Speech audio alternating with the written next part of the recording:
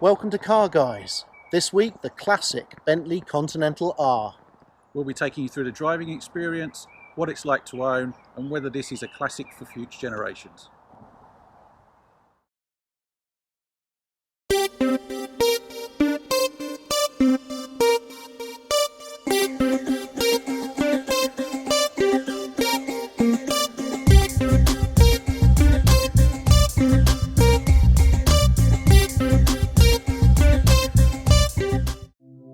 Statesmanlike, elegant, powerful.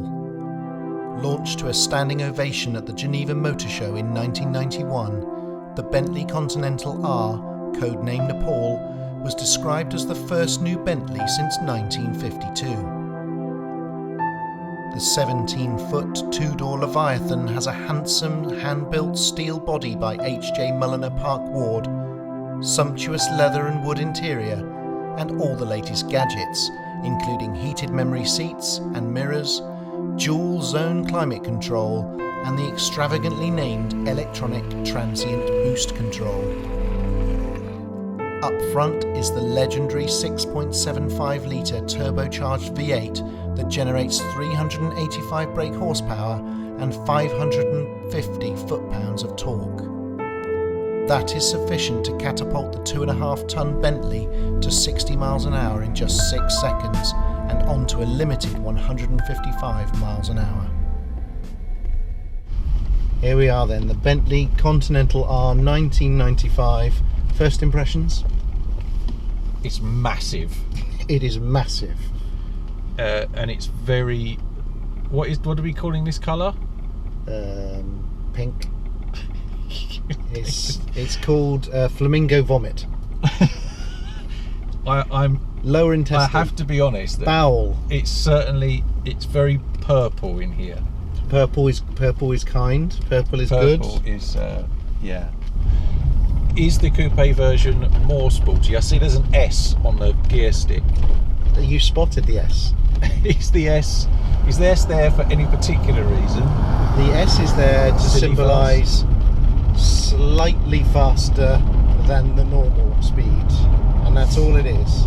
Right. If you press the S, which we're about to do, make no mistake. Okay. You will see the sheer majesty of this behemoth transform from a heavy luxury cruiser into a heavy luxury cruiser. Here we go. We're about to go around a cyclist. Careful. Let's not suck him into our draft.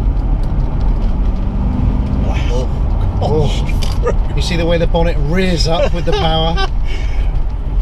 The torque in this thing, I'm pretty sure that we just lost half a second off the atomic clock by doing that. Oh Christ. Slight issue with the suspension. Possibly not as smooth riding as the Rolls Royce, but then that is Bentley's pedigree. They are the sporting. Or it could just be that the shocks are basically broken.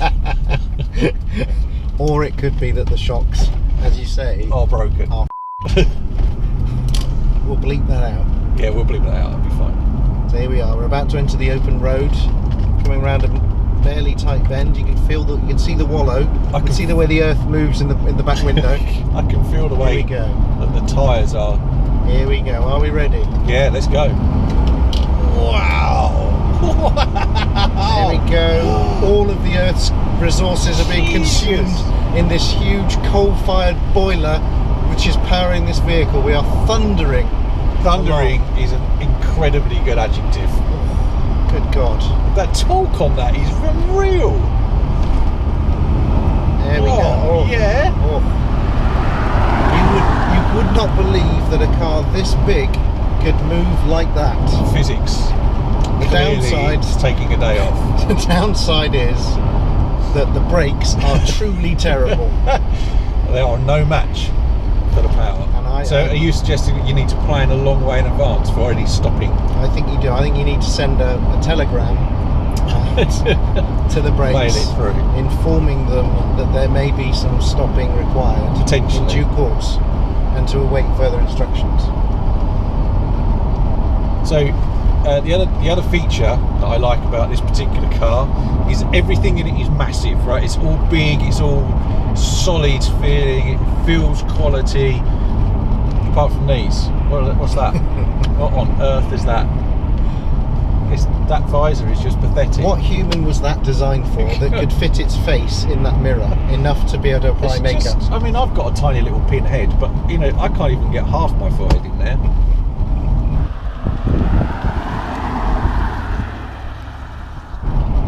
So so the rear windows go down, do they?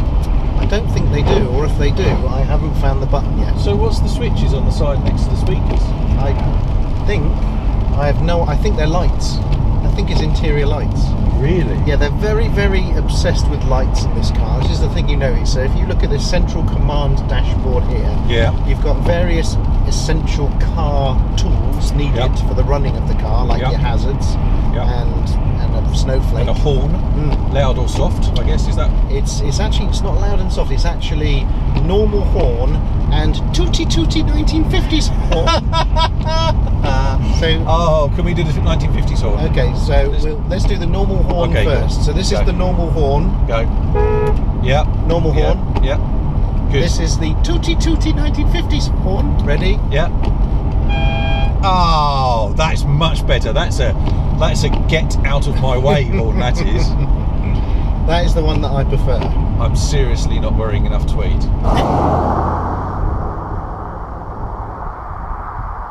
But what you've got here is what you expect in a Bentley. So it's opulent, it's beautiful, the materials are of the highest quality.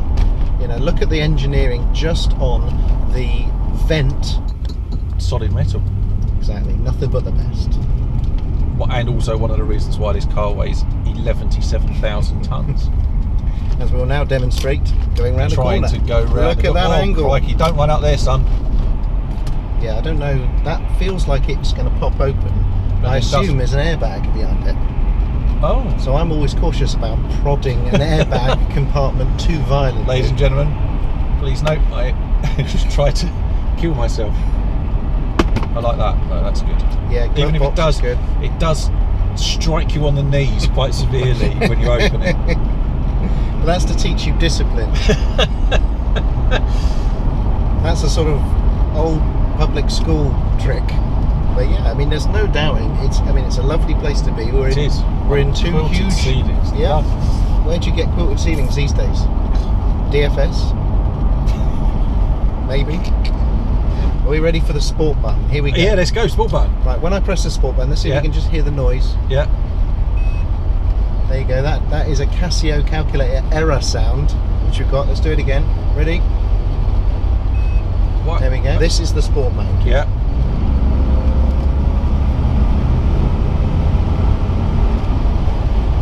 Yeah, literally no difference. Not difference, really.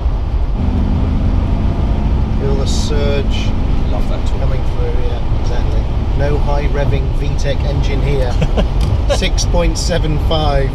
Not no V8. flat planed crank. No, none of that. Normally aspirated. No variable valve timing. Nothing. We're talking about a large furnace being stoked by 5 burly firemen.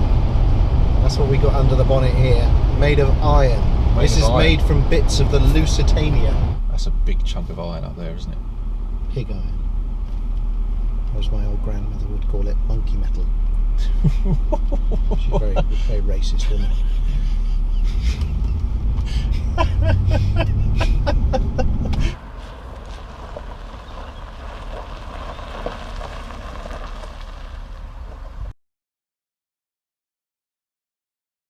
Oh, it smells proper, doesn't it? Just smells properly.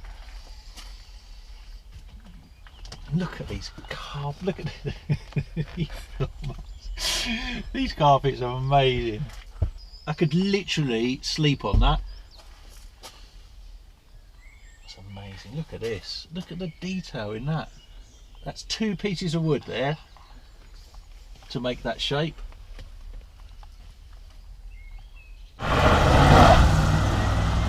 First impressions, this steering is very light. It is, isn't it? Isn't it? Yeah. Very. I mean, this is like fingertippy type tippy toe things. Yeah. And the brakes are there somewhere. Terrible. barely braking. That's a very squishy pedal. Yes, it is.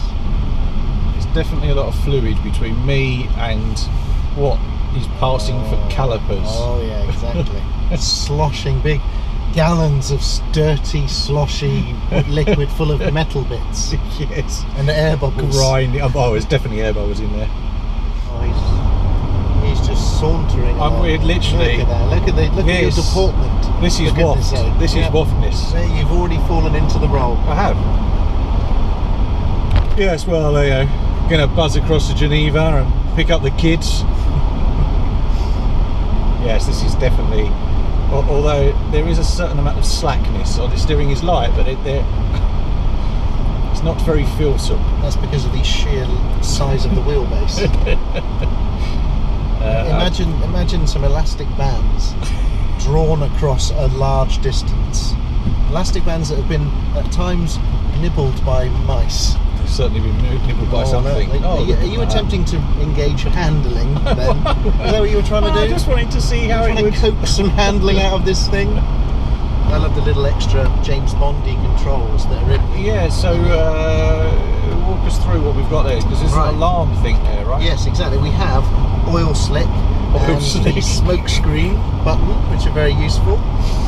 We have the alarm, one-stage alarm or two-stage alarm. Presumably that refers to either sensitivity or the jingle that it has when the alarm is played. One of them is probably God Save the Queen. It could be. And the other one's probably, Oi, I say!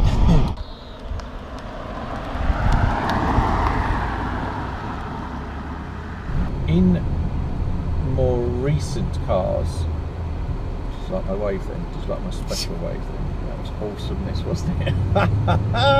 Oh, I'm such a cock. Please feel free to pull into KFC. Feel free. I love these as well. These are the controls for the mirrors, the electric mirrors, and they're just little beautiful chrome nipples that fall naturally to hand. As all nipples should.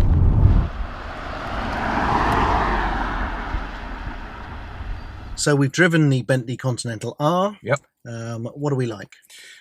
I think we like the power. Something this big should not be able to move that fast. I mean, let's be honest. The way it picks up its skirts, rockets off down the road, but in a very gentlemanly fashion. Yeah. It's not, it's not screamy and shouty. It's just, it's like Uber waft. It's wafty. That's right. It's very wafty. Yeah. Megalithic wafficorness. Yes. We like the interior. We love the wood. We love the fact that it feels very, very high quality. And we love the tooty horn. Of course. The boot's enormous. Yeah. That's really good. The rear seats are absolutely lovely. Well, they're gorgeous. I mean, especially in this particular car, I don't think anybody's used these rear seats. They are like they came out of the factory. They're in such good condition. So is it a classic? Of course it's a classic. Yeah, I actually think these cars now, they've gone through a period where people don't like them and they've been a bit unloved and values have come down. But I think they're, number one, I think they're an appreciating classic. And I think TV's Quentin Wilson bears us out on this. Absolutely. As he recently did an article on it in Classic Car Magazine and said this is a tip for the future. Well done, Quents. Thank you very much. Yeah, nice. And I think also they've gone through a period where they're starting to come back to be cool. And I think as a younger driver, I think younger drivers now driving these sort of cars, perhaps not the Continental R, perhaps more the T, slightly shorter wheelbase. But I think it's actually quite cool to be driving this sort of a car. It's sort of retro chic. And no depreciation. It's done all of that. It's only going to go up from here. It's only going to go up. Yeah, I think, it's a great experience. Driving it, it's not small. Bit wallowy, bit crashy sometimes. And what do we not like about this car? Being able to trying to park it. Yes. Anywhere. You cannot park this. It's like parking the moon. It's impossible. So there are no parking sensors on a car of this age. Parking sensors are literally when you feel it stop because you've hit something. Slightly boring and perhaps tedious. A yelp as well if it's a small dog. Yeah. If you're thinking about doing the shopping run in this, I suggest you go very early in the morning. I'd say the heated seat controls are so sensitive that you only have to slightly brush them with your arm and they go on full and you end up roasting your ass. There is that. That happens a lot. The disconnect between when you put your foot on the brake pedal and then when the calipers grip the discs. We got to remember, this is a hand-built car. You know, H.J. Mulliner, Park Ward. This is like the first time that you had a Bentley with a different body shape to the equivalent Rolls-Royce. It's a distinctive, elegant shape that, you know, is timeless. Yeah. And, you know, I've had people come up to me in car parks and asking all about it. That doesn't happen with a lot of cars, No. but with this it does. And I think that's what's great about it. It's a timeless shape. Mechanicals perhaps not quite as timeless, but still fairly robust. Fairly robust. And I think it's a car that in the future will only increase in value, and I think will become more and more sought after. Yeah, this is more of a smoking jacket than a sports coat. Exactly.